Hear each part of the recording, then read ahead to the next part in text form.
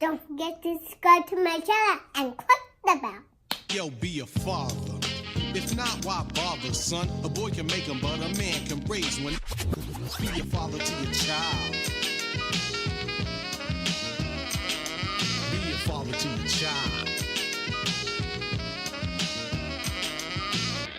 All right, I'm recording. okay. Okay. Episode bleep of the Fatherhoods podcast. We're not getting better at this shit. Our openings suck. Fatherhoods. You know what? While we talk, I want to give a shout out to the homie that was giving us some love on Twitter, Mr. Nick Cross, who seems to be appreciating the podcast. So big up to you, Mr. Cross. Just for giggles or gigless. I don't know how you describe it or say it, but shout out to you, my brother. Thank you for the listenership. And to all the rest of you who listen and don't comment in Twitter and Instagram, please jump on in. Say a few words. Yeah, we need that. We need those rating and subscribe on your favorite podcast listening platform and all that good stuff. Yeah, this is true. And also, I need, because my vocals tend to be the shittiest of the three of us, so I need some harassment because I don't know if that's actually happening. And well, let's explain to anybody who doesn't already know. We do this via Skype because we're all in different cities. I'm in Miami, Kay's in LA, Santa Monica, and you're in New York, Manny. yes. So it's always gonna sound a little funky because of the Skype, Skype way we do it. And then when we have guests, we're calling them in or Skyping them in. So the beauty of podcasts is it can sound kind of janky, but hopefully the content is good. Right. But let us know anyways, what, if there's a change in the sound or what you think of our vocals so that we can improve on this. And that's Fatherhoods with an S, pod, all one word, across Twitter, Instagram. Those are our primary ones. Facebook, we have There's even Facebook, yeah. There's some Facebook action as well. So we're on MySpace as well. God, I hope not. All right. So I got sick day today. Is my son is home sick. That shit must be going around because had the nice 102 fever. Ooh, that's no bueno. So here's a question for you, Manny. Yeah. And E, I don't know if you've experienced this yet with your daughter. When do you guys get nervous when the fevers come on with the kids getting sick? Like at what point? When the fever hits? Yeah, I'm hearing something funky, guys. Just FYI. Not me. Nah. So we're just gonna keep it pushing. My bad. Didn't mean to interrupt. I heard it sounded like a bunch of bells when Manny was talking. Like he was dropping some bombs over there. that mangoo was coming out. Do you guys get, or when you had your first kid? At least for us, it was always like when he first started getting sick. It's like, oh man, fever 102. Oh, we got to go to the ER. Like freaking out. Right. And then you start reading, and the doctors are saying, well, that's pretty normal for young kids, especially when we're older. Those higher fevers are a bit more dangerous, but for kids, that's about normal. They're like, yeah, if it's 104, then you should come to the doctor. I'm like, damn. Yeah, after I say anything after 102, we start to get a little scared.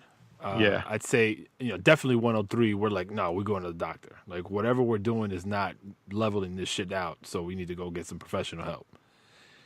But like, honestly, I can't say that we've ever freaked out. And again, like you got to take it with a grain of salt because child one, I wasn't around for those early months, early, call it 3.5 years of her life.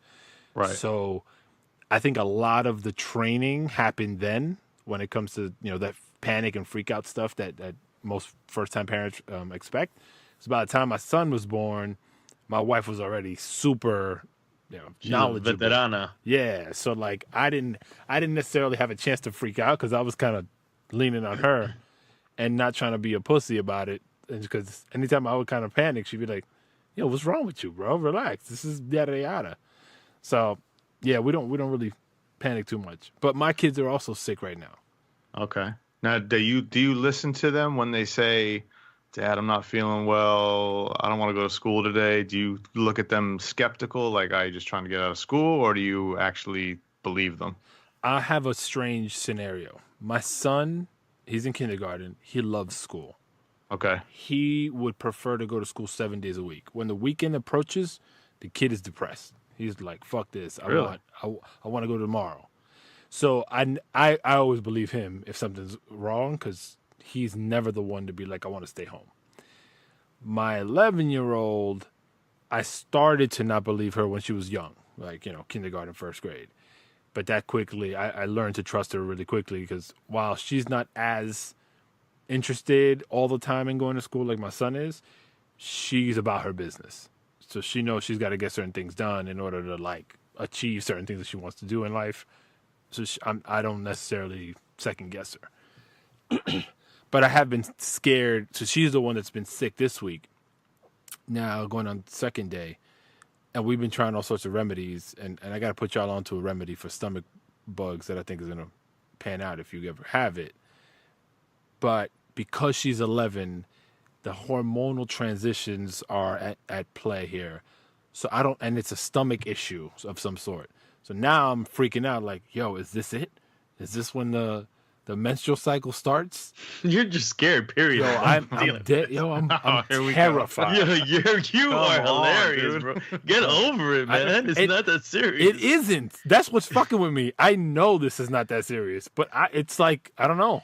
You're gonna make it worse for her. Like, you're probably freaking out more than she's gonna freak out. Nah. I'm trying to keep that shit on the wraps. Like, when she'll say, like, the other day, she was like, "Mom thinks it's my period." I was like, "Oh, don't say that around me." Come on. Oh, yeah, man. I don't know. I know. It's whack. Has your daughter gotten sick, Eddie? I mean, I don't know, man. Actually, it's funny that you bring this up, because today we took her to the well, my girl took her to the doctor on some, like, we're worried about something. And what it was is that she had been, I've been wanting to call friends to see if they had the same issue. She's been rubbing her eyes, like, but I mean, like, damn near smacking her face, and really? rubbing her eyes. That we tried to even put the mitts on her again. Yeah. And she took them off, and and then she has her nails. She's like, I don't know, it's like almost like my dog. Like, the nails start getting really sharp, and then the back of her ears, she's been scratching the crap out of the back of her ears, which turned out to be unrelated. So when my girl took her to the doctor today, they said that either A, because of the change of the weather, it got a little cooler and drier, that maybe it's dry skin that's happening. Mm-hmm. That's one thing they said. So I think they prescribed some cream, but then they also said, "Do you have a dog in the house?" And they said it could be an allergic reaction to the dog, but the only way to really know is either A, do like an elaborate test, or just notice when we leave the house for like a full day if she does it. And if she doesn't do it, rub her eyes the same way, it's probably then the dog. Interesting. Yeah. Although I would think that, I mean, been around the dog for months now. And that's what I was telling my girl today. I was like, I don't think it's the dog. But my girl said that because it's I don't know if my girl's, I take my girl, like, if she knows, because I don't know, I just feel like the motherly instinct is something to, like, respect. But she's saying because it's a growing child, that the immune system is constantly changing, and it could be that it changed to all of a sudden be kind of allergic to the dog. I don't know. That's what she threw out there. I think, like what you're about to say, that she's been around the dog, nothing's happened, but the weather did just change, and she started doing that. So I'm leaning towards the dryness, because I have my skin gets really dry easy if it's like no humidity in the air. Mm-hmm. And so I'm leaning towards that, but we'll see. And in terms of fevers and stuff, we have been, freaked out just as new parents, that whenever we feel her warm, we have the thermometer that you just like point it at her forehead. Oh yeah. And we're all like 99. Oh man. But then my girl's reading all these books, and she realizes that 99 is not that bad. No, that's fine. That's fairly basically normal. So she's scratching in, like, the outside of her eyes. No, she's rubbing her eyes, but I mean like violently, like where to the point where she wakes herself up from sleeping, because she's just like just rubbing, like beating herself up. She's scratching the back of her ear and sometimes the side of her face with her nails. The back of her ear, they said, is more having to do with the teething part, where she's just like annoyed, and it's like, I guess the jaw and all of that. And so she's like grabbing like the back of her ear for whatever reason. But the doctor said that in terms of the eye thing, he didn't see that it was anything. We were thinking maybe because her eye started getting swollen, a little bit like red and a little bit swollen. So we thought maybe it's pink eye, maybe the dog licked her eyeball or something. And he checked her and he says he doesn't see anything that indicates that she has anything other than some kind of reaction to either the weather or the dog. Eczema's a motherfucker. Yeah, she definitely has like, breakouts of eczema and stuff. Which I'm assuming this is in the same realm of eczema. They gave you the nystatin. Was that the cream? You don't know. I don't know. What the hell was that, bro? My bad. Yo, very unprofessional. That shit sounded loud as shit, dude. Oh, you're welcome, bro. Sorry, listeners. You're like our guests that won't turn off their phone. I'm turning it off. I thought I had it off. Vinga, bro. It's too much technology, bro. Sound like you turned it fucking on louder. I'm telling. Yeah, kids and doctors. It's always anxiety inducing. Just when something goes wrong, you're like, oh man, because you can't really do anything for them except try to make them feel better if you can. But I mean, you gotta. I guess it gets easier when you have the multiple kids, because then you're not so freaked out about it anymore. It's true, but I mean, it's same with the one kid. Like after you go through the motions a few times and you start to understand how they are and that kind of thing. But everything's new with one kid, with your first kid or one kid. But everybody, even when we went to the doctor, everybody across the board is like, oh man, this one you're all like this, and the next one you're going to be throwing around and, not giving a damn. I'm like, damn, that's kind of messed up for that second one. Yeah, it's true. The hell is that now? That's not me, bro. That sounded like it was in my crib. Apunta pa otro lado, bro. It sounded like someone was breaking into my crib or something. Yo. Yeah, my son had surgery when he was 3. Damn. Yeah. Surgery? Yeah. Wait, what? What I'm trying happened? to see if I remember that. What happened? He had what they call a hydrocell. I think I do remember that. Yeah, I do. It's basically the same surgery as a hernia surgery. I remember you telling me that. But instead of it being an intestine, it's a hole in that area where water starts to come through and fill up. So they have to go in and then they have to stitch it up and that must feel very helpless for your child to go into surgery, man. Like at that age. That was tough. Like we were in the doctor's office and then they put a mask on his face to kind of start to knock him out, and then they wheel him out. And, we're just sitting there like, man. Did you? I'm assuming you were there while he was getting the anesthesia. Did you that phase when he's starting to hit, the anesthesia starting to hit? Did he get kind of like loopy? Like, did you sense him speaking kind of really strange? What they did is they put a little mask over him and just said, hey, breathe in, and it was some kind of calming, like a little gas type of thing. Yeah, it was something that calmed him down, that would start to make him sleepy. And then as he started to get sleepy, we walked him over to the bed, and he laid down there, and then he fell asleep, and then that's when they, I guess, did the rest of the anesthesia. Oh, okay. Because my son had local anesthesia for a procedure they did on his like, it was just a tooth extraction. It wasn't surgery. Yeah. But they had to numb his mouth. No, I'm lying. They did it full on because he fell asleep. But the transition from when it took effect to when he fell asleep finally and out again after he was like, it was wearing off. I was pissed, bro, because it felt like my son lost his marbles. Like he was like trying to say shit, and then he would laugh and like. Oh really? It was so scary, bro. I was so mad, and then like 30 minutes after. But who are you mad at? The doctor? The doctor. Hell yeah. You get pissed at the fucking people who try to take care of him. They don't give him the anesthesia and he starts screaming, bloody murder! Of course. Then who you going to be mad at then? I just felt like they didn't set expectations properly with what I should have seen. That's why I was upset. Right. Okay. I get it. I was a little more freaked out after he got out of surgery when we got him home. and like the first couple days of just like not being fully confident about the taking care of the stitches and the bandaging and all that stuff, and like it fell off earlier than they told us it was supposed to, and this is like in the middle of the weekend, and we're calling up like, what should we do? Like we don't, we see these stitches, and you know what I mean, and so, and with a kid, it's just hard for them to stay still and all that stuff. So that was. Let me tell you something that I'm trying to take away from my life experience is that I remember, this is like if it happened yesterday to me. I had to go to the doctor, to the hospital, or some. I'm assuming the hospital. That's what it was. And I had to do a procedure, and I don't really want to get into details of the procedure because it was like something they had to. Well, I'll tell you. I don't give a damn.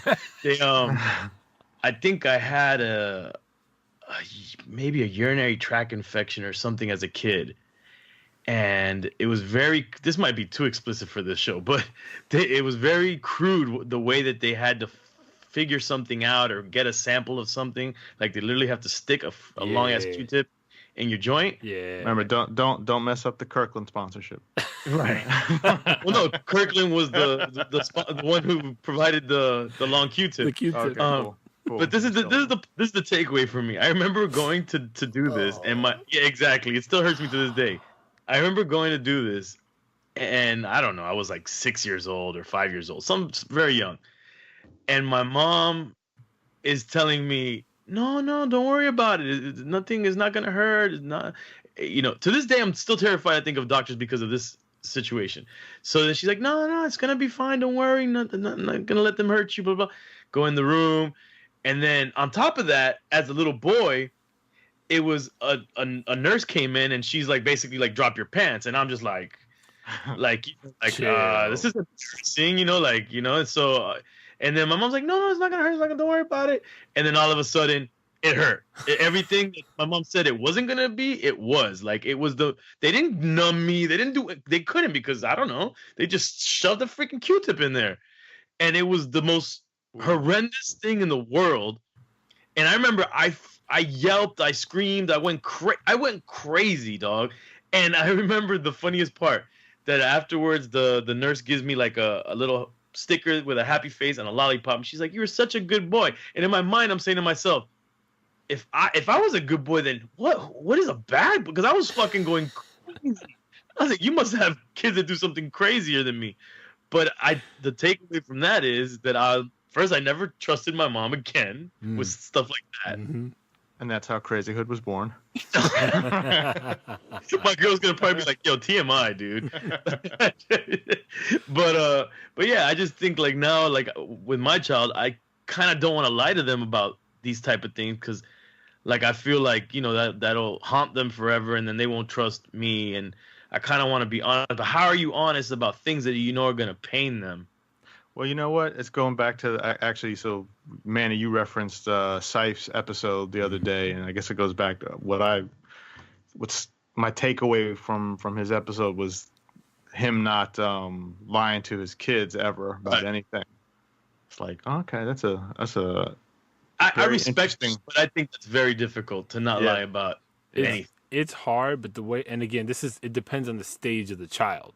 Because they have to be able to comprehend a certain level of things in order for what I'm about to say work, for you. But for me, I usually compare and contrast worst case scenarios, right? So like, for instance, getting a needle, a shot at the doctor. My kid's terrified, all hate it, right? Even my 11-year-old to this day, the biggest fear she has is probably that.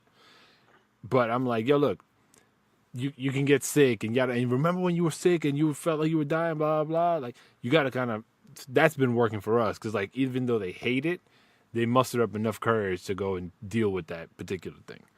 But the situation you just described, I don't know how you prepare a kid for that. Cause I've had a catheter in my joint. I've never had a catheter, but I could imagine, and I don't want to ever have a catheter because of what I experienced. Yo, my man, don't. I think you'd probably have to lie to the kid about that because there's no way they're gonna go in the room to. You got to, because there's no way you're gonna be like, yeah, they're gonna shove a thing in your pee pee. Nah, it's not going down. Bruh, but I'm telling you right now, I think I resent my mom to this day over that shit. And I'm like, you're a fucking liar, dude.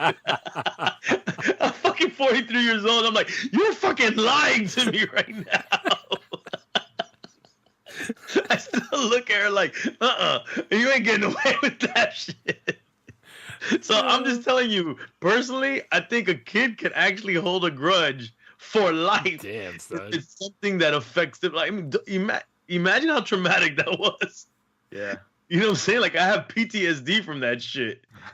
Yo, that shit hurts, B. Like, it might as well just been aliens that abducted me and did experiments on me for it to go through all that. At least that's something crazier, you know? They would have been nicer about it, I think. No, they would have fucking hypnotized me or something. Yeah. Oh man, sorry. Where were we? We sidetracked for sure.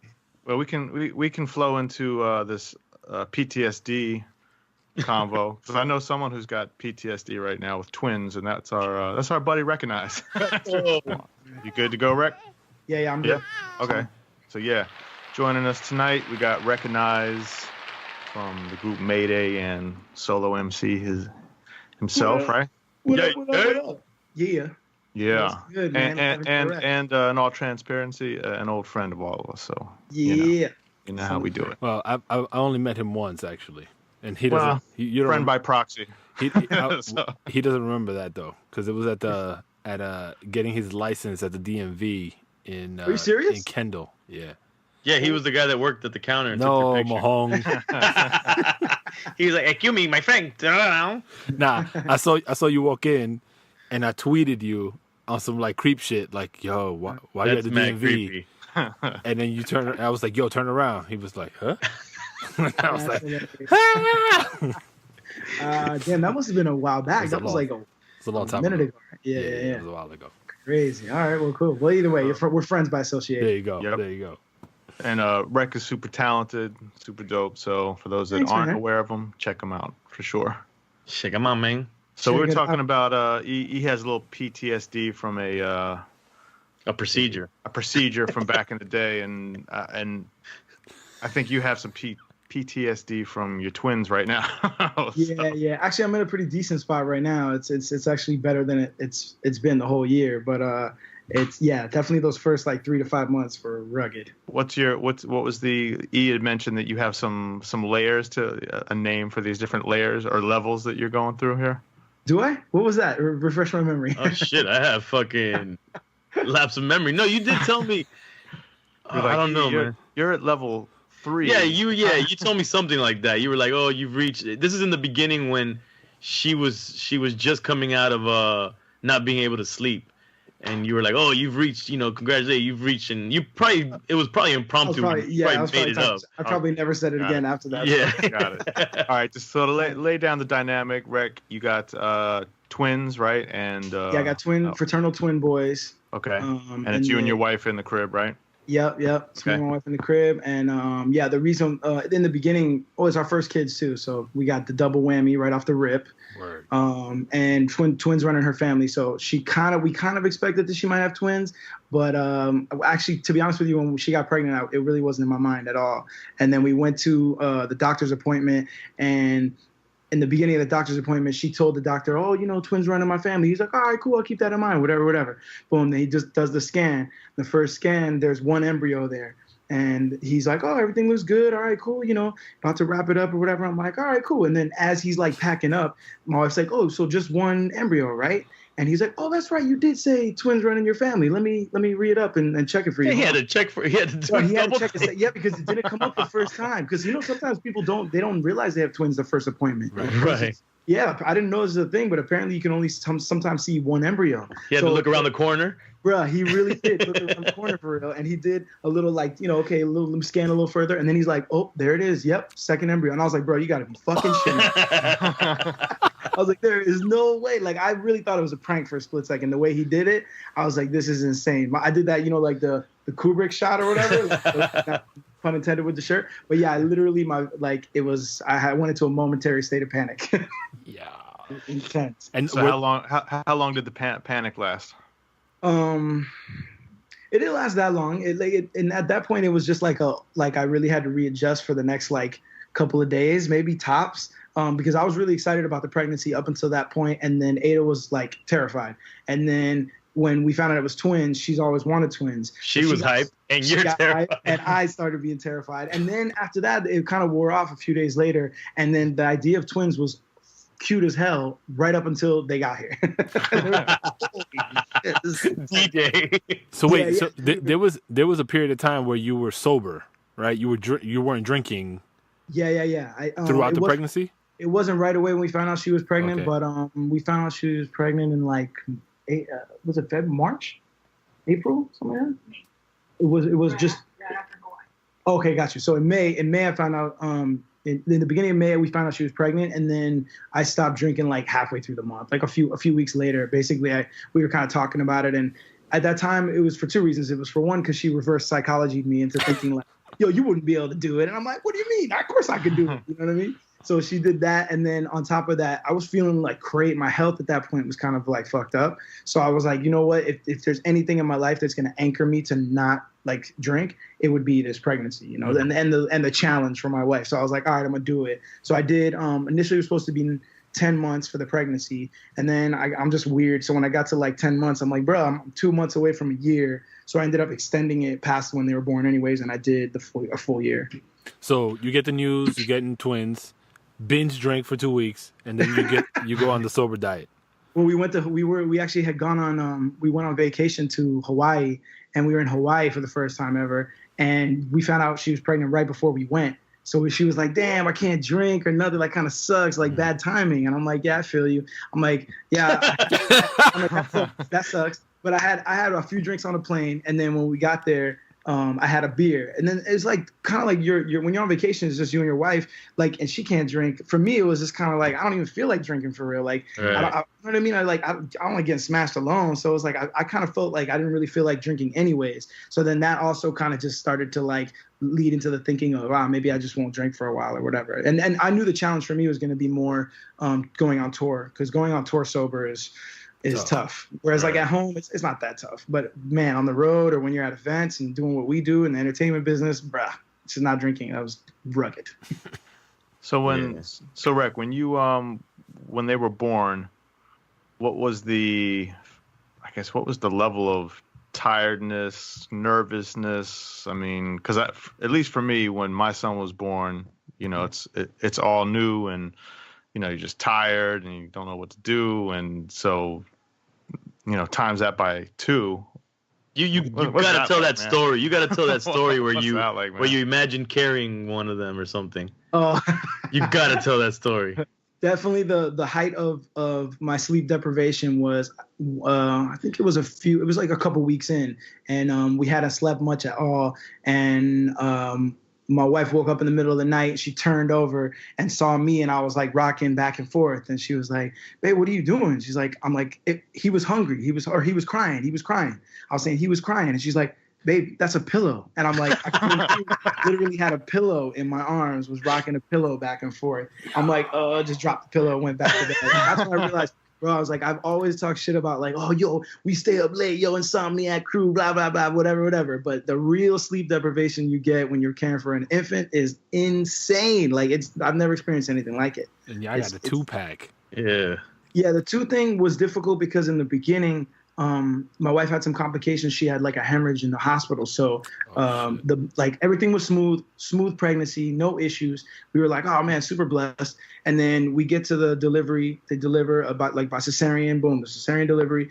2, everything's cool, 10 fingers, 10 toes, all that jazz. Then we go, they bathe the babies. We're kind of just hanging out. Everything's cool. And then all of a sudden they come in and they're like, yeah, they're like trying to do the, you know, make sure she's not bleeding anymore. And the bleeding's not stopping. And then it went like DEFCON 3 or whatever. It was like intense. From 1 second, everything was cool, to the next, they're like, yeah, the bleeding's not stopping. You know, if the bleeding doesn't stop, they have to do a hysterectomy, this whole thing. And we're going to basically have to like put in a balloon so that we can stop the hemorrhaging. And that's going to take 24 hours. So then she couldn't nurse the babies. They put the babies took them to the nursery. So we got separated from them for a little while. And then she ended up having to go back in for surgery, and they had to put her under.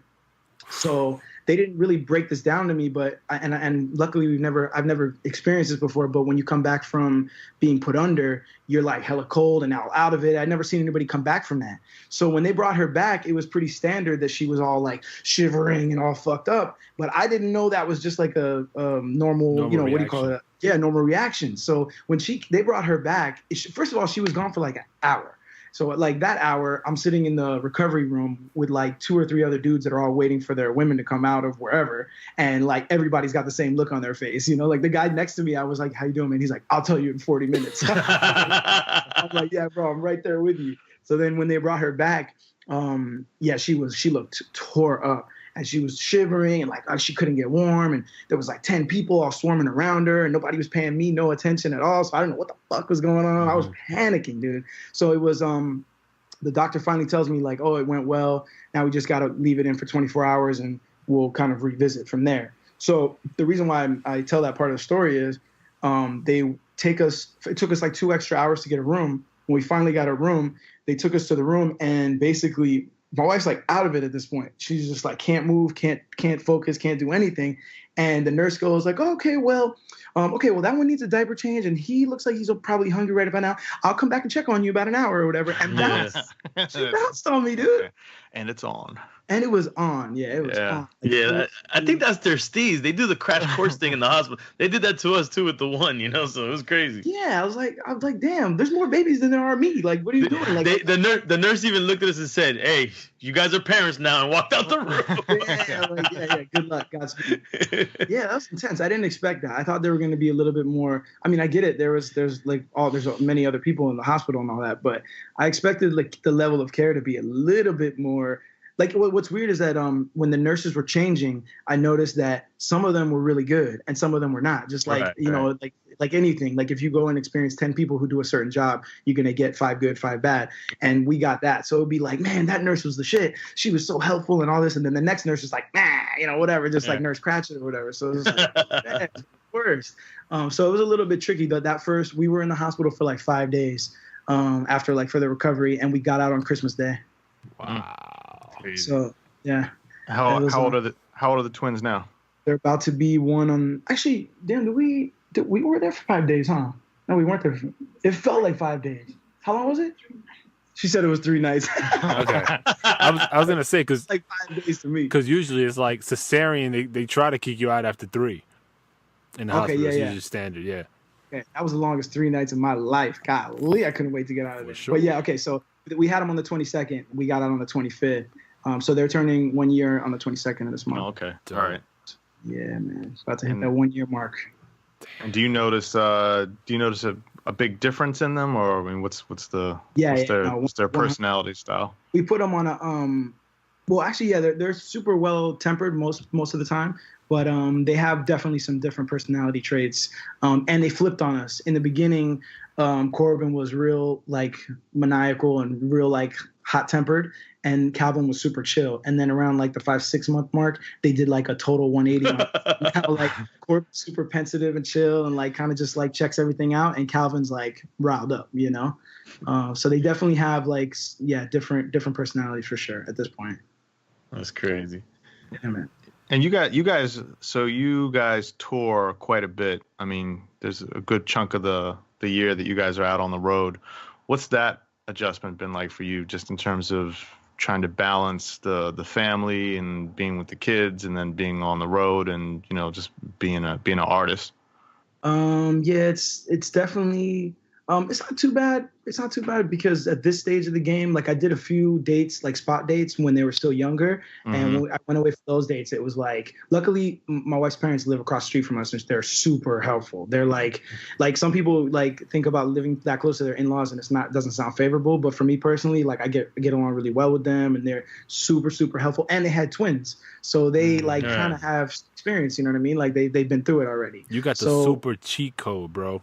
Yeah, I know, man. yeah, it's ridiculous. I don't know where I'd be without them, like in the proximity that they're in, you know. So Good karma, Wrek. Yeah, they've been really like helpful. So those first few spot dates, even with their help, we were like, oh man, like it's a little too young for us to be going away. And then luckily we didn't go on a full tour until just 2 months, these last couple months, and that they're a little bit easier now at this stage of the game to take care of with one person.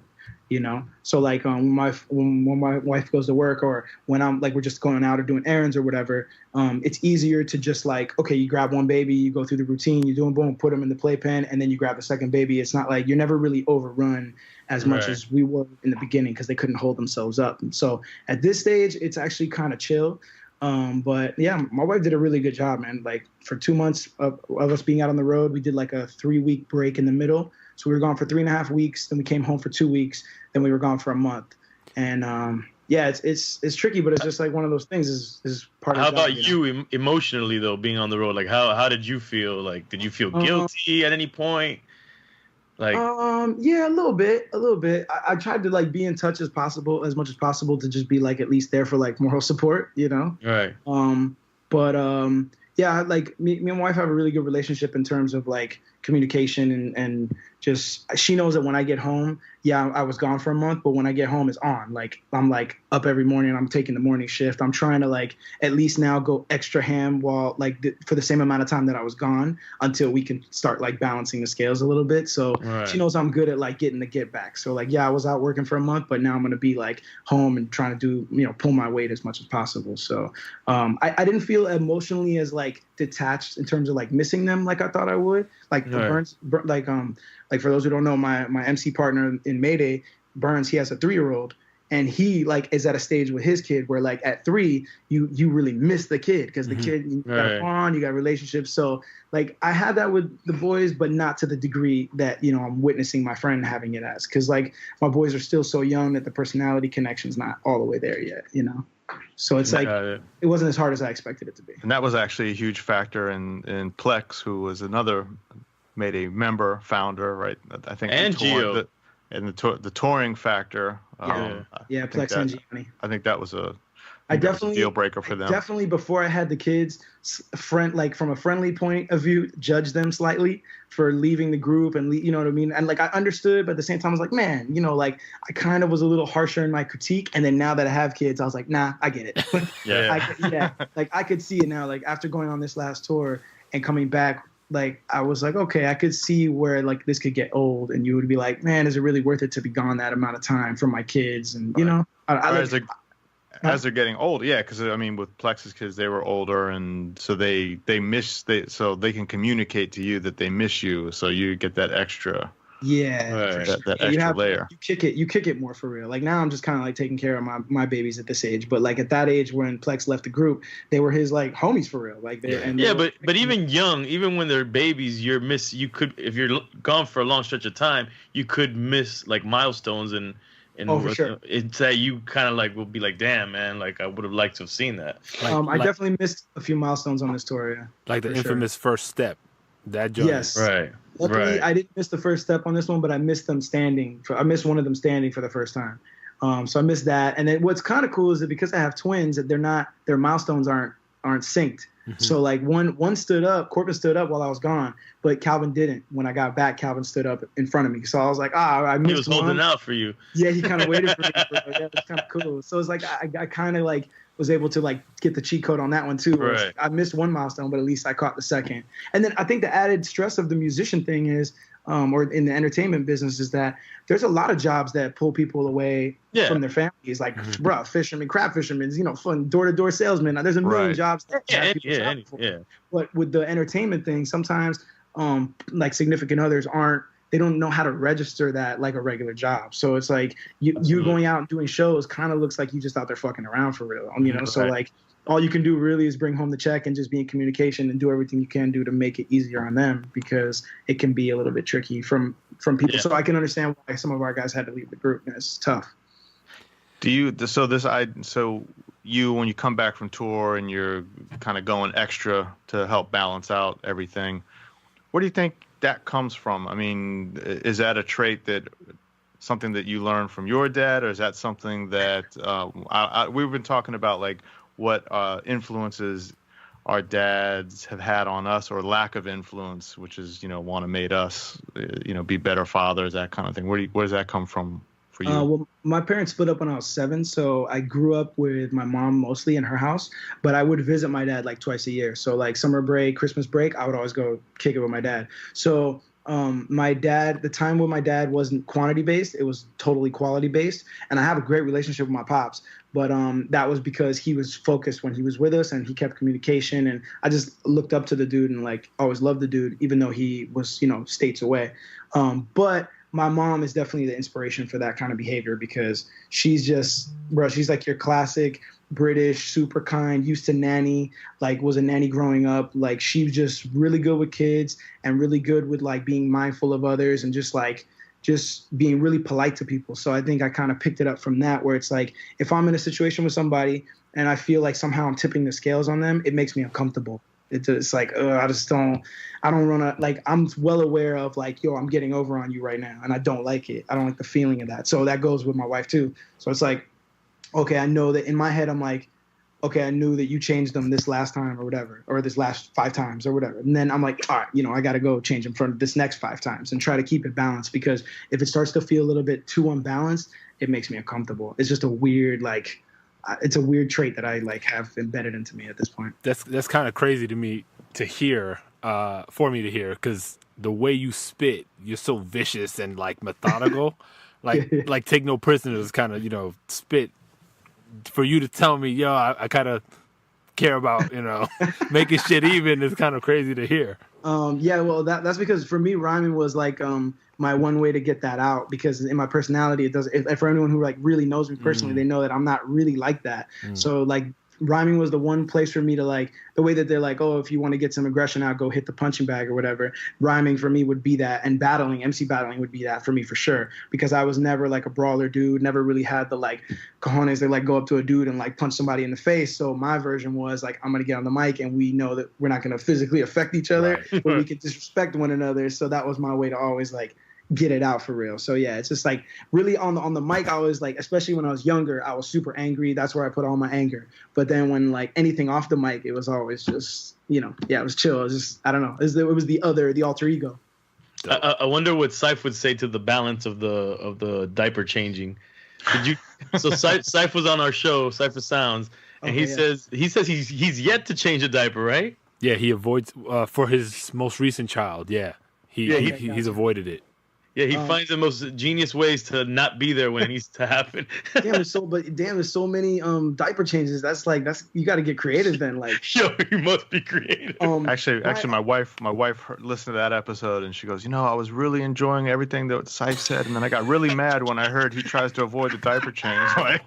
Oh man, my wife's uncle, he saw me changing a diaper when they came by to visit one time, and he was like, oh, I don't know what that's like. I've never done that before. And they're like 20, 25 years older than us. So I was just like, whatever, a little bit old, a little bit like different time. Plus they're from Nicaragua too. So maybe just like different space, different time, different culture. Cool. So in my mind, I just chalked that up to like really different era. But to hear about someone doing it now is like, holy shit, I don't know you could still pull that off in this day and age. Yeah, I think it's I don't know if it's culture or what, but even when I've done it around family or whatever, and I've taken like where it's like I'm gonna do it, not being asked to do it. Right. Like I'm like, no, I'll go change her. My family or people will look at me like, well, yeah, you don't have to show up in front of us. I'm like, nah, this is what we do. Like I got no problem with it. I just think that's that's the whole problem with what everyone views, this general idea of dads that don't do shit, right? Mm-hmm. For sure. Or it's like it's a big deal when we do something that's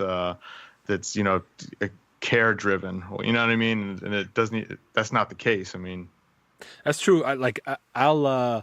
I could be in the supermarket with my son or whatever, and I don't know. He asks, "Dad, can you reach up and get this for me?" And I do it, and the older folks around me look at me like, "Oh my!" Like I just like. Second coming of Jesus Christ or something. Like I'm like, yo, bro, what? That's my kid. I have to do what he wants. Your wings came out and shit. Yeah. And I'm, and it's nothing. It's whatever. But like you're saying, there's a stereotype with us dads that we're like useless. Right. Yeah, and my thing is like for as far as like your relationship with your lady goes, like there's so many things that could put stress on a relationship between a man and a woman, bills, like, you know, family, life, work, whatever, that the last thing I wanted to be arguing about, or for her to be holding some spite about, is the fact that I don't change enough diapers. Right. Fuck that. We got way other shit, more important shit to worry about. So I feel like I'd rather have the scales be even, so that that's never like a thing, you know, when it comes down to like something negative popping up in our life. Like, fuck that. Sorry, Manny, but yeah. No, the way that I was looking at changing diapers for me was like it's something that I know that I can do with no, like, that's like, it's almost satisfying to know like I'm cleaning my baby, and it's something that, you know, because my girl, she's breastfeeding, I feel, I was telling them earlier, like I feel like I kind of look to my girl, because I feel like I respect the motherly instinct thing that they, you know, I kind of believe in that. So for sure, I look to her for direction in some things, even though we're both first time parents. But like when it came to change down, like I can do this, and it's like, it's satisfying. I'm doing something positive that helps my child. It's keeping them clean. Like, I don't know. It feels very satisfying to do it. So it was like no problem for me. Like I didn't see an issue with it. I could dig that. In the beginning, I was definitely a little bit like, I'm definitely not like a get your hands dirty kind of guy. Like I'm not handy at all. Like I just never been that dude. I'm the like sensitive poet in the corner and shit. I don't build shit. You know what I mean? Like, it's just not my vibe. But so I was definitely a little bit like apprehensive at first about, like I was like down to clumsy do it. about it. Yeah, like a little clumsy about it, and just like not doing it all the way right, and having to learn as you do. And I think also the pressure of having to also like threw me into the mix of like, yo, I gotta, because there's no way to not help. Like it was just like, you need to help at some point to flip it. Or you have your own baby, and then your partner has her baby, and then she's doing the change, boom, she takes the baby, and then you got to do the change with the baby you got. So, and there's just no way around that shit, you know. So it's just like, at the end of the day, it's just no way around it. Right. How do y'all manage? Because I mean, there's like a domino effect with a lot of things when it comes to twins, right? Specifically, if one wakes up in the middle of the night, it's likely that the other one's also going to wake up. I'm assuming there's a lot of moments like that. How do you guys work through and manage the chaos? Yeah, we had a lot of problems with that in the first 5 months, and then we found some sleep training guide online, and that this lady, she didn't even have twins, but the sleep training guide that she had, combined with, there's like a video vlog that my wife follows, that they have twin girls, and basically the whole science behind it was, what we were doing was we were rocking the babies to sleep. So then we would put them down. When one would wake up, he would startle the other one because they went to sleep in silence, you know? Mm-hmm. So when we switched it around is we started forcing the naps in the daytime, which helped a lot. And then we would put them down awake, and then they would cry for a little bit, but they would go down. And then if one woke up, he wouldn't wake the other one up anymore. So right now it takes a lot of crying to wake the other one up at this point, because they kind of get used to the noise when they're going down. And then once they finally do go down, they got to wake up on their own, or it has to be like an excessive amount of crying, you know? So like sometimes we got to the point where if one baby wakes up and he'll cry for like 5 to 10 minutes tops, the other one won't wake up, and then he'll go back down, chill, cool. But it took like 2 or 3 weeks to like, of a lot of crying to get there. But you said you put them down awake and they fall asleep on their own. Did I hear that right? Yeah, we don't do the rocking anymore. Like I have friends who told me they still rock them to sleep like well into the next like. Oh, so when did that start though? So I know, because I'm looking forward to that. we got tired of rocking, man. It was getting so bad that I was starting to rock, like I was rocking with no baby in my arm, like, and not just unconscious, like really like just kind of doing this all the time, rocking back and forth. And I'm like, wait, fuck, I'm not even putting anybody to sleep. Shit. You're falling asleep. You're like hugging yourself. It got bad. Yeah, it got rough. So what age? We started that at like almost just before 6 months. So like at the 6 month mark, we started. She basically has the schedule that I could send. How's your daughter now? She's 7 months. She's 7 months. Oh, bro, I got this. I think it actually is a 7 month. Oh no, it's a 6 month program. But we've been doing it ever since 6 months to now. And I'll shoot it to you so you can just see it. But basically, this lady, she does 2-hour wake up times. So like they'll wake up at say 7:30.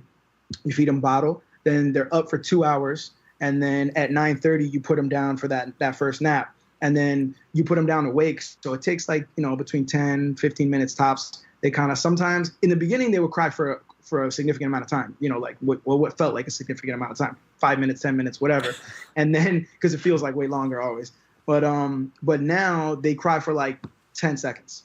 But what if she's like my daughter moves around a lot, so if she's awake, she's trying to sit up, like she's moving, she's like flipping herself over. Like, how do you handle that? But she's in the crib, right? Yeah. No, they move around. They move around for sure. But like once you're supposed to not do that until they can flip over. Once they can flip over, then you're cool because they get in the crib and they move. Like now they stand. My boys stand up and they they do a little bit of whatever. They go back and forth and then they'll roll over. They're kind of playing for a minute, but then they eventually just know that it's time to go down. They knock out. Okay. Yeah, they just knock out eventually after they kind of like tire down. themselves. Frazier. Yeah, exactly. I'm still amazed that the diaperless baby. Nobody's believing this. Hey man, living proof. For sure. And we did it. Not so. What's the word I'm looking for? We did it kind of mid-range style. Right. Okay. What is it? What does mid-range style mean? Like not as like meaning hardcore is people who they would never use one diaper at all, and you're basically going diaper free from the minute the baby's born. It has to be dirty. Like it has to be a mess, no? I'm sure that. I'm sure. That's the part that I'm just wondering. I'm sure we could all do it, but then we'd have to carpet clean at least once a week. Yeah. Bro, yeah, man, we got 2 firemen over here, bro. That should be hot, bro. Like I can't. Me, Ada talked about it. I told her when I heard you guys mention it for the first time on the show, I was talking to her about it, and she was just amazed, and she was like, I just can't imagine our 2 babies running around with no diapers on, and I'm like, I know, I can imagine it. It's great, but it's just scary. Still not too late, man. Yeah, no doubt. I definitely want to try it earlier than than the standard. I would love to get to that point, but it's intimidating. Like Paul, aka Weird Thoughts, he wants to come on here and he wants to interrogate Kay about it. It's like that doesn't. One thing my girl was saying, because she listens to the show and she's like that you mentioned, Kay, that you kind of get the sign that they're gonna go to the bathroom. My girl's like, yo, we don't know. My daughter's like a silent killer. Like she'll just look at you and she's peeing or pooping. Like how would you even get a sign? Well, you did say sign language. Yeah. So there's the signs. There's the signs that you make, and then also you teach them sounds. So that's another part that I left out. Like I'm basically giving you the half-assed version of all of it. I start remembering stuff like after the fact when my wife, will politely remind me. Right. Can't believe you forgot to tell them this and this and that, So yeah, but then you're holding the baby. You're talking to them when you're going to the bathroom. As they begin to start going to the bathroom, you kind of teach them sounds for going to the bathroom. So you could make up a sound for whatever that is. Well, would be that could be one, right? And then you make the hand signals for it as well. So you're holding the baby, you're close to them all the time, you're teaching them these sounds and these sign language, so then they start learning how to do it, and then they repeat it back to you when time comes, So how do you do that for pee, though, if you don't know that they're peeing, though? There you go. That's it. No, but if you don't know, the pee doesn't really make... Like, you could more or less tell when they're pushing poop out. You wipe when they wipe first, it on their face. Like when they start going to the bath, like if you see them going to the bathroom or in their diaper or whatever, or if you're starting to like just take the diaper off of them and put them on a potty and see what happens, that kind of stuff. It's basically just teaching them the noises that you want them to learn for what these.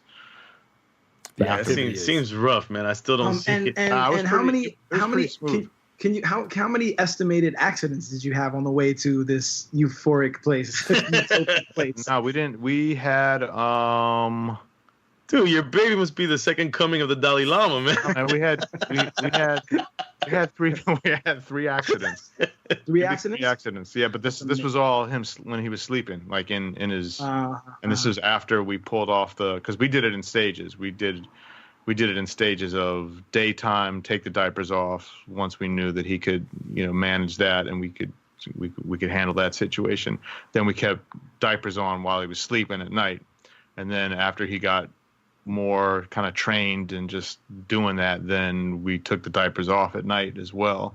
And then there were a couple accidents, just him peeing in his bed, and then do you think the accidents help teach them as well? No, I don't think so.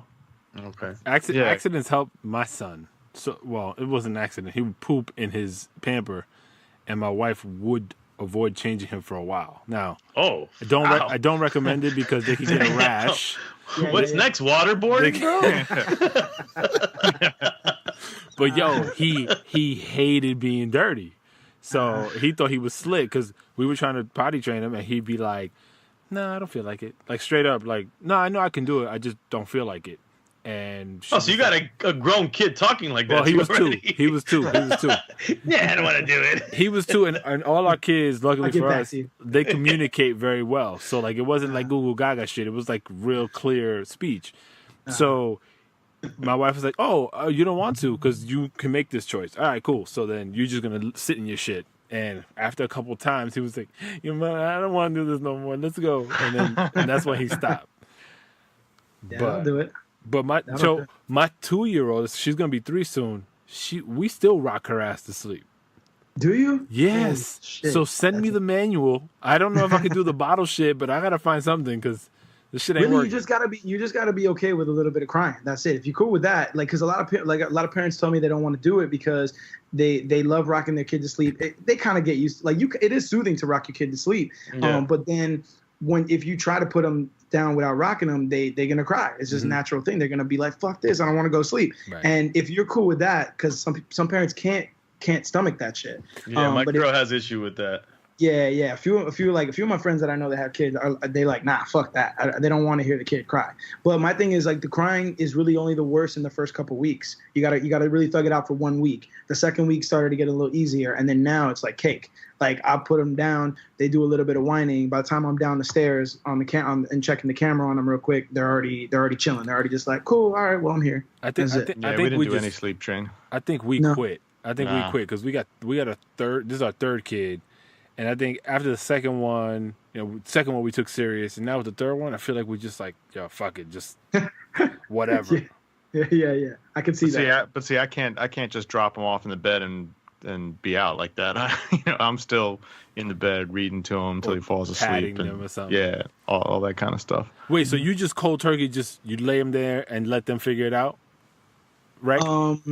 Yeah, basically, yeah. I'm trying to think if we did anything. No, we didn't like sit with them or anything like that. Nah, he left them food and water, bro. That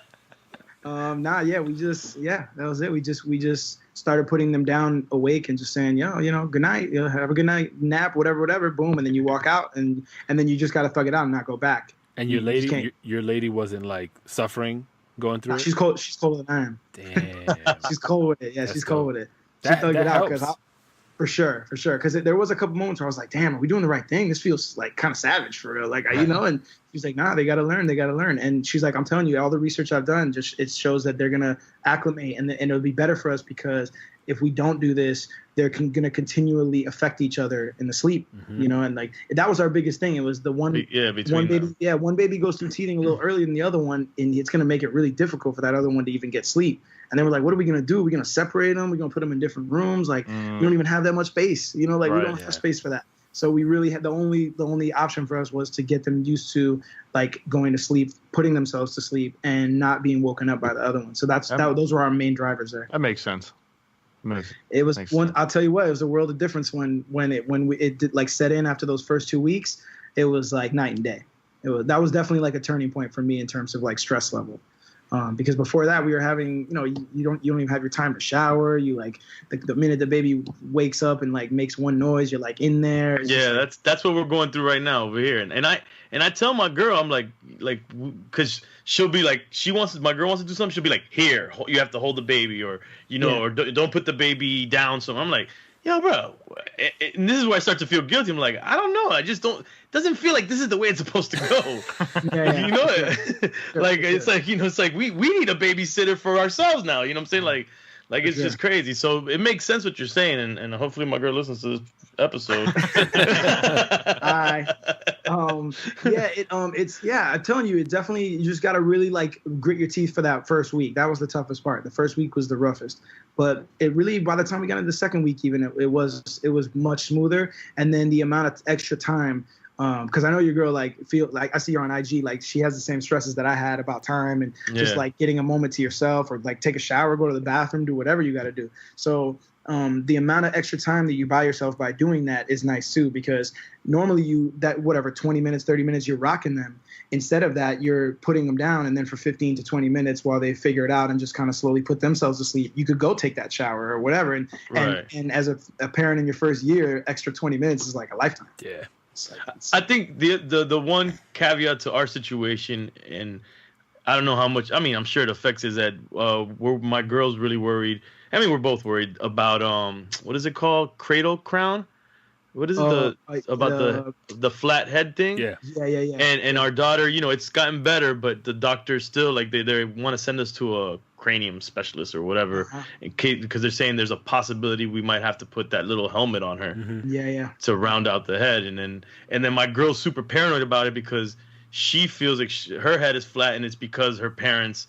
You know, she has her personal story. Her mom, you know, was battling disease when she was a baby and all that. So they didn't really like pick her up as much as they should have. So therefore she got that. So she's very like overly paranoid about it. So I don't know, you know, like about putting the baby down. Like I guess my girl's worried about putting the baby down her back more than she needs to be, basically. Right. Yeah. Like that's what she's stressing about. For sure. She's not flipping over like yet from stomach to back. I forget which way she goes. One way, but not the other way. I can't remember. You know, she hasn't mastered both. Yeah. By the time that I want to say that by the time we had put the boys in, they were starting to flip quite regularly, so we weren't too concerned with that because we were worried about that in the beginning too. One of our boys had the flathead like symptoms as well. Like he had it, and the doctor was like, "Nah, it's gonna be cool. You just kind of have to make sure you rotate him and make sure he's not always on the same side of the crib." And we tried pillows and putting, you know, all the stuff so he wouldn't lean to that one side, and it eventually subsided. And then the doctor was like, "Nah, you should be all right." And then by that point, we weren't worried about it anymore when we started putting him in there. So yeah, once you guys get clear of that, I think you'll be able to like. To start like kind of sleep training her a little bit. Right. Okay. Yeah. And it's good. They sleep longer too. They sleep longer. My boys sleep 11 hours, 10, 11 hours. Damn. They go to bed. Once we started, nice. that's another what do you call it? Inspiration to do it is they go to bed at 7:30 at night. They take 2 naps during the day. They used to take 3. Now they take 2.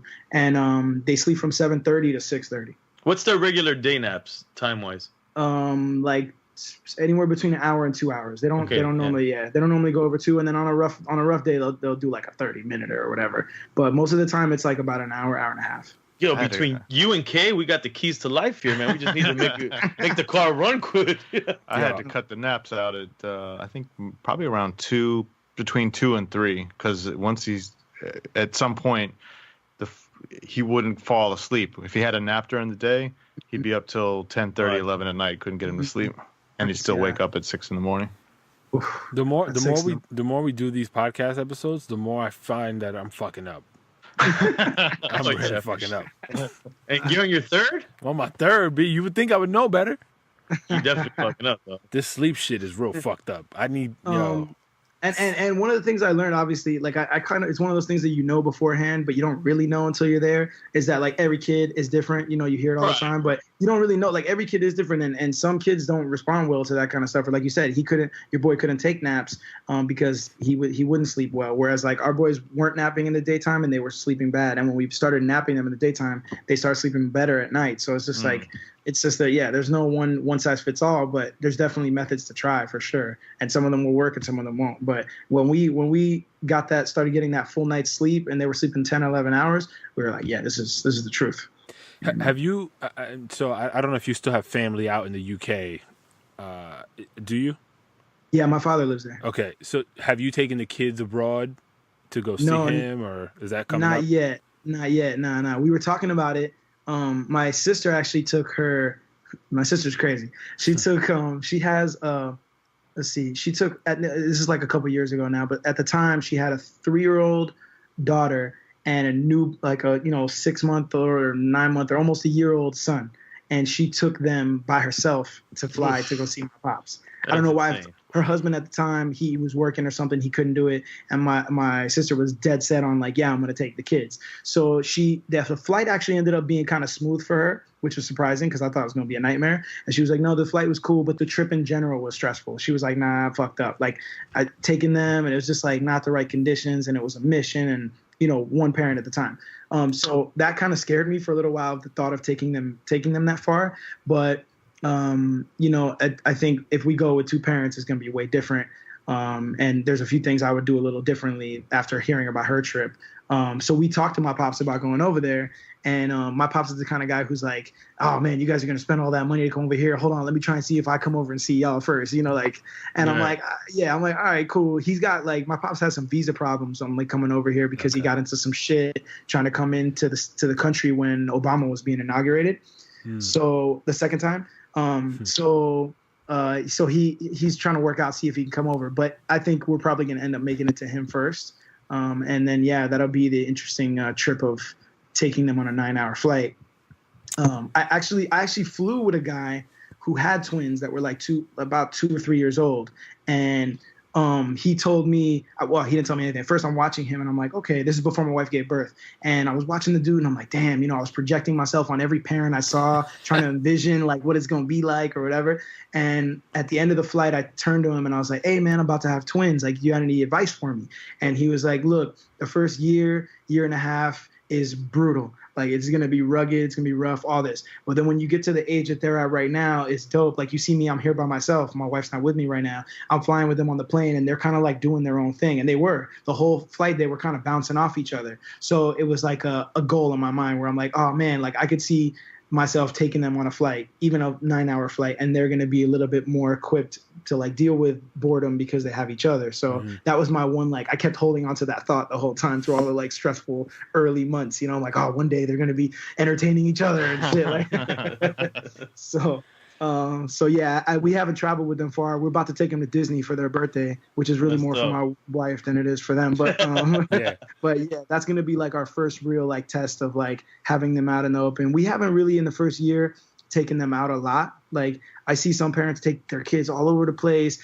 I've seen kids like swimming in the fucking in the ocean and shit. And I'm like, bro, holy shit. It's like, to me, babies like still seem kind of fragile to a degree. So we've been a little bit more like apprehensive about like adventuring out with the kids, especially because 2 of them out in there just doubles everything. Yeah. But yeah, Disney coming up is gonna be our first gauntlet to get through. So we'll see how. I'll let you guys know how it goes. Take it from a guy who took his kids to Italy and Belgium. 3 kids, 2 parents, and a grandmother, all on the same trip, all different needs. iPads saved lives, bro. I hear that. Fully stocked Netflix, the shit that you can watch offline, gold. Yeah, I could see that. I definitely in the beginning before we had the kids was like trying to be all thugged out about like, like no TV, screen time, Wi-Fi in the kids' room and shit, like, and all this, and like, bro, I already got a Google Home in the nursery to turn off the lights and shit. Like, I folded on all of that, and then like the TV, even at a young age, like it freaks me out sometimes, but it's so good at like getting their attention. Man, it's crazy. Hard to not, if they're in a funky mood, like, and I have a little playpen set up in front of the TV, turning on that TV really just levels the playing field for a second. So I told my wife, like, I try to be mindful of like, I don't like it to be on all day and they're getting hammered with commercials before they even know what the fuck's going on. It just freaks me out a little bit, but I can't front, man. Those distractions are clutch. Mm-hmm. Yep. It's clutch. I agree. And there we have it. Life with Twins by Wrekonize. Okay, you need to close the episodes with your tagline, bro. I'm still trying to figure out if that's going to be the tagline. Come on, son. What is the proposed tagline? The proposed tagline is "Indeed." That's like bomb. That's been your tagline as long as I've known you. I guess. Yeah, pretty much. That's his lifeline. Hey, what I do want to tell you before we go is 2 things. One is, I think Kay, you need to write a book about this diaperless baby shit because it's something that I don't think I might not even have the like gall to try. But if you wrote a book, I would buy that shit. He's gonna recommend the book. Check the IG. I seen the IG. I seen the IG. But so write your own book. All right, I got you. From a hip hop perspective. Right. And then since I have listened to the show a few times, I'll end it for me by saying I gotta put one vote in for the sit down pee gang. You know what I'm saying? Like from the first episode. All right. Yeah. And I'm gonna tell you how I got to that point. When I was a kid, I used to go visit my dad in Oakland. He lived in Oakland for a little while, and there was my dad's born in South Africa, raised in England. He's European as fuck. He gives no fucks about this kind of shit. So literally, I'm like walking around like whatever, 12 years old, 13 years old at the time, and he was peeing in the bathroom with the door open. So I'm like walking by and I see it and I like look over and I see him peeing, right? And in my mind, I'm like, I'm growing up in the house with a mom, so I'm not really getting these conversations, Mm-hmm. So I'm like, when he came out, I'm like, hey man, why are you sitting down to pee? Like, what's that about? And he was like, hey man, like, I don't like wiping up pee, whether it's mine or my, or whoever's. Like, I don't want to be, even my own piss, I don't want to wipe up. Mm-hmm. So basically that's the cleanest way to go to the bathroom. And then for some reason at that age, it just kind of like rang a bell with me where I was like, yeah, I kind of feel that. And it's just like, ever since then, it's just like the ideal way. So when y'all were talking about it, I was yelling at the radio, like, yeah, sit down. Yeah. Wrek.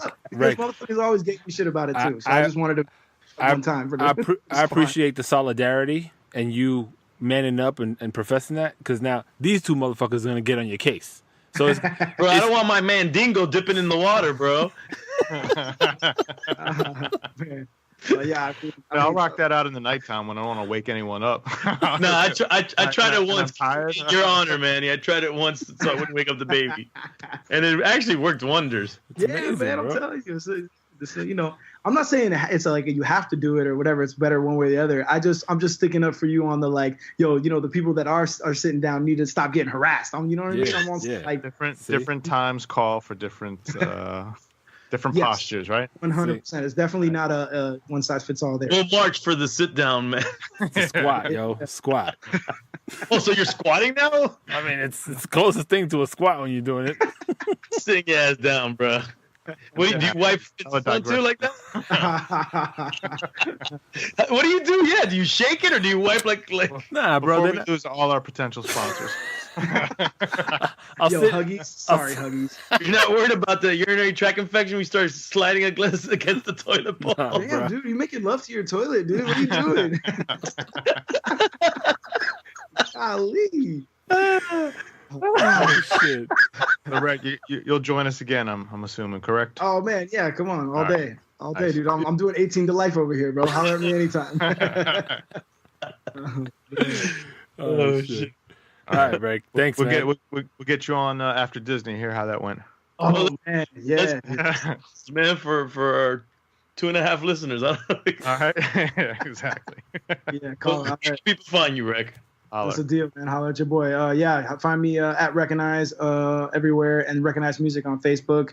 And I actually took as far as like career goes, I took like a relaxed year as far as my solo career goes. I did only a Mayday album. So because I thought I was going to go extra hard this year, and then babies came and that rearranged my whole like notion of how to get work done. So this next year coming up is my rebound year where I'm like, all right, I'm going to put my head down and really like barrel through 2019. So for the fatherhoods out there, it's really going to be my goal is to try and like get out, double my output from last year and still be a great dad. So that's the goal. Stay tuned to see if we pull that off. Dope. Yeah. All right, indeed. All right. See how organic that was? That one just. Oh, that was a good one. Yeah. All right, Joe, guys. I love y'all, man. Thanks for having me. All right, man. Later. Take it easy, Wreko. Don't forget to subscribe to my channel and click the bell.